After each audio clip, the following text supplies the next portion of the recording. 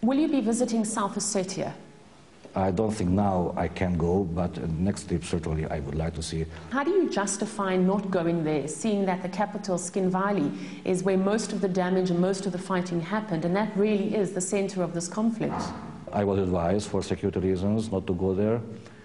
However, I agree with you, it's a must to go as soon as possible.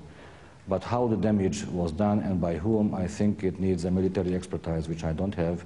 I hope the OSCE and other military experts will be able to go there, monitors, and can verify the situation and report back to the international community, which I will take as fact, so I will rely on those reports. People in South Ossetia say that they're afraid that there will be revenge attacks from the Georgian army. Surely you can therefore understand the Russians' point of view, that they want to remain on the ground until the situation is under control. I call Russians to leave the soil of Georgia at the moment. I think it is the challenge for the near future how to continue with the peacekeeping in South Ossetia and Abkhazia. And I hear what you say. There can be a worry, indeed, by South Ossetians from Georgians. I do not think that for the next very many years to come, these areas can be left without peacekeepers. How can you guarantee that there will be none of these revenge attacks? I think that European Union peacekeepers can provide this guarantee. Immediately? Not immediately, not immediately. As I said, we have challenge in two phases. One is now, on the very short run, rather today than tomorrow, that Russian troops leave the soil of Georgia.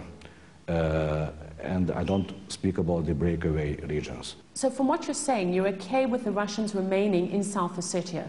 For the moment, yes. I mean, there certainly needs to be a period that provides this security. And I cannot claim anything which is totally infeasible. We've been here in Tbilisi for 10 days, and I can tell you that there are no Russian websites that we're able to access. Russian television has been banned, whereas the same situation does not exist in Russia. People there are able to gauge the Georgian perspective on what is happening.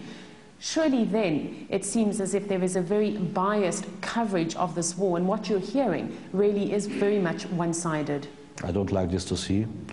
I'm very much in favor, I'm an enthusiast of the freedom of media and the free access to any information. And even if I think that the freedom of media is far better here in Georgia than in Russia, I think it should be improved, and I think it's very important for all Georgian people can get an access to as wide information as possible, and the same should apply to Russian people. Will you apply pressure on the Georgian authorities to open their airwaves? Absolutely, we are ready to put it in our report.